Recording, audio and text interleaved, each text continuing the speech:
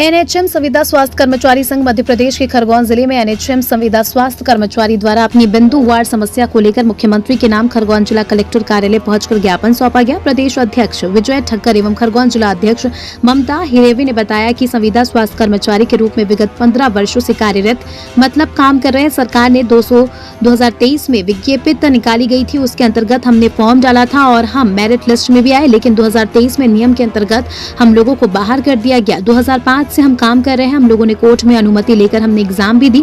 Exam fight करने के बाद भी हम लोगों को अपात्र कर दिया गया। संविदा स्वास्थ्य कर्मचारियों ने मुख्यमंत्री को धन्यवाद दिया, उन्होंने आरक्षण दिया। प्रदेश अध्यक्ष ने कहा कि पात्रता होने के बाद भी खरगोन क्या पूरे मध्य प्रदेश की बहनों की बात कराऊं। खरगोन जिला अध्यक्ष ने कहा कि प्रोफेशनल एग्जाम बोर्ड भोपाल द्वारा समूह 5 के अंतर्गत सहायक पशु चिकित्सा अधिकारी, स्टाफ नर्स, प्रयोगशाला तकनीशियन व अन्य पदों की सीधी भर्ती और बैकलॉग सीधी भर्ती हेतु संयुक्त परीक्षा 2023 का विज्ञापन निकाला गया था, जिसमें ANMA पद हेतु चयनित अपात्र घोषित किया गया, जो न्याय संगत नहीं है। कलेक्टर से ज्ञापन के जरिए मांग की गई एवं 2023 में प्रोफेशनल एग्जाम बोर्ड भोपाल द्वारा समूह 5 में चयनित पात्र मानते हुए उनकी नियुक्ति प्रदान करने की मांग की गई।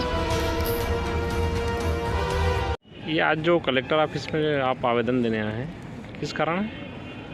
सर, हम लोग संविदा कर्मचारी संघ की तरफ से उसी विभाग में एनएचएम के अंतर्गत हम एएनएम के पद पर 15 साल से काम कर रहे हैं और 2023 में जो विज्ञप्ति निकली है उसके अंतर्गत हमने फॉर्म भी डाला और हम फाइट भी हो गए हैं, मेरिट लिस्ट में भी आ गए हैं। पर सरकार ने जो 2023 में नियम है उसके अंतर्गत हम मतलब उस नियम के अंतर्गत हमको बाहर कर दिया है, जबकि हम 15 साल से एक ही पोस्ट पर उसी पोस्ट पे कोरोना जैसे समय में भी हमने काम किया है और उस चीज़ को भूल के सरकार हमको इन नियमों के तहत बाहर की जाए। जबकि जब हमारा गवर्नमेंट ट्रेनिंग के लिए सिलेक्शन हुआ था उस समय हम उनके नियमों के अंतर्गत आते थे। अब उस समय के नियम अगर आपने ये नियम अभी लागू करे हैं तो ये 2019 के बाद हुए हैं, तो तब से लागू करें। हम लोगों का क्या कसूर है? जब हम 2010-11 से सब कर रही है, कुछ बहनें तो हमारी है जो 2001 से भी इसी पद पर सेम काम कर रही है। जब संविदा में हम ये काम कर सकते हैं 15 साल तक और हमारे पास इस पोस्ट के लिए योग्यता है, तो रेगुलर में हमको बाहर क्यों किया जा रहा है?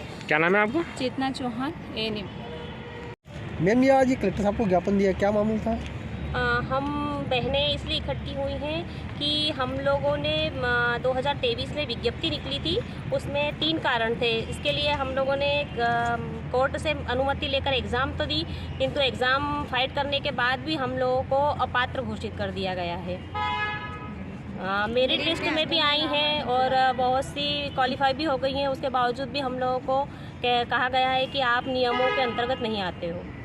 क्या चाहते हो सरकार से आप? हम सरकार से यही अनुरोध करना चाहते हैं कि हम लोग काफ़ी सालों से मतलब 2005 से संविदा नियुक्ति स्टार्ट हुई है, जब से हम लोग जॉब कर रहे हैं तो हम लोगों को करीब 15-17 साल हो चुके हैं। तो पहले हम लोगों को पात्रता दें। आपके नियम जो है जब से चालू है तब से आप उन लोगों को नियमों को करें, पर पहले हम लोगों को तो कुछ जो हमारे नियम के अंतर्गत आता है उसे हम दीजिए। हम क्या नाम लिखते हो आप? मैं कविता शर्मा। सर, जी कलेक्टर आपको ज्ञापन दिया, क्या मामला था?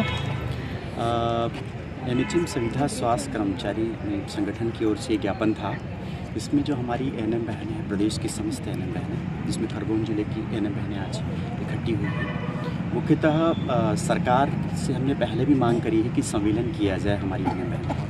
15-20 साल से हमारी बहनें रेगुलर संविदा पे कार्यरत है, पर आज तक सरकार ने जो है उनको नियमित का कोई ऐसा प्रावधान नहीं किया। चूँकि अभी ग्रुप 5 में वैकेंसीज निकली थी अप्रैल महीने में, मार्च महीने में 2023 में, जिसके तहत सभी बहनों ने फॉर्म भरे। लेकिन जब ये देखा गया कि कुछ कॉज ऐसे थे, 2 से 3 ऐसे कारण थे जिसके कारण से वो अपात्र घोषित कर दी। हम कई जगह माननीय मुख्यमंत्री जी का धन्यवाद भी देंगे कि ठीक है उन्होंने आरक्षण दिया, लेकिन दूसरे ही रास्ते से वो लोग बाहर भी हो गए। तो ये एक तरफ से बहुत गलत हुआ है। जैसे कि हम यदि देखें कि उनको जब ANM का कोर्स किया जाता था तब तो उनके लिए 12th कोई नेसेसरी सब्जेक्ट नहीं हुआ करता था, तो उन्होंने 12वीं नहीं किया बायोलॉजी से। लेकिन वैकेंसी के समय उनको ये कह दिया गया कि आप 12वीं बायोलॉजी फॉर्म करेंगे तभी आप मान्य होंगे। दूसरा ये है कि जब पहले जो ट्रेनिंग है 18 माह की हुआ करती थी, अब उसको 2 साल से किया गया। अब चूँकि ये तो पुरानी है, काफ़ी समय से जॉब कर रही हैं, तो अब कैसे करेगी 2 साल का? कोई प्रावधान ही नहीं है। तो 18 महीने का उन्होंने किया तो उसके तहत उनको बाहर कर दिया गया। तीसरा कॉज ये है कि जब ये गवर्नमेंट में नियुक्ति करती हैं तो शासकीय से जरूर अशासकीय वाली भी वैकेंसी भरती हैं, आज भी भर रही है शासकीय कॉलेज से। तो उसमें भी एक प्रावधान कर दिया कि अशासकीय कॉलेज वाले को बाहर करें। इस प्रकार से 3 ऐसे रास्ते निकाल लिए गए जिससे ये पात्र होने के बावजूद भी, इवन खरगोन जिले की बात नहीं, पूरे प्रदेश की बात है कि वो अपात्र घोषित कर दिए। तो माननीय मुख्यमंत्री जी के नाम हमारा ज्ञापन है और एक अनुरोध है, एक निवेदन है, वो एक बहुत संवेदनशील है। और हम लोगों ने ये सब चीज़ों को पहले भी व्याख्यान में लिए कि माननीय मुख्यमंत्री जी ने बहुत सारे काम संविदा जगत के लिए बहुत अच्छे करे हैं। और हमें पूर्ण विश्वास है कि जिस प्रकार से हमारी जो बहनें अपात्र घोषित हो गई, आज मेरिट लिस्ट में आ गई है वो, लेकिन चूंकि उनके साथ सबसे बड़ा ये हो गया कि 3 रास्ते बनाने के कारण वो बाहर हो रही है। इतने सालों से जब जॉब कर रही है संविधा में, तो इनका पहला हक बनता है कि वो नियमितीकरण में जाए, नियमितीकरण की नियुक्ति में पात्र बन जाए। तो माननीय मुख्यमंत्री संविधा के हिसाब से इन तीनों कॉज को कम करके इनको नियमित नीति में भर्ती करें। अगर सरकार आपकी मांगी अगर मानती नहीं तो अगला कदम आपका क्या रहेगा? अगले कदम हमारी कमेटी और मीटिंग, इसके ऊपर मीटिंगें हो रही है रेगुलर, उसके बाद हम दूसरा रास्ता करेंगे। पर हमें पूर्ण विश्वास है कि माननीय मुख्यमंत्री जी मांगेंगे और एक डेफिनेटली इस भर्ती को तो रिजेक्ट करेंगे या सबसे प्रथम इनको पहले रखेंगे। क्या नाम लिखते हो आप? विजय ठक्कर, NHM संविदा स्वास्थ्य कर्मचारी संगठन प्रदेश अध्यक्ष।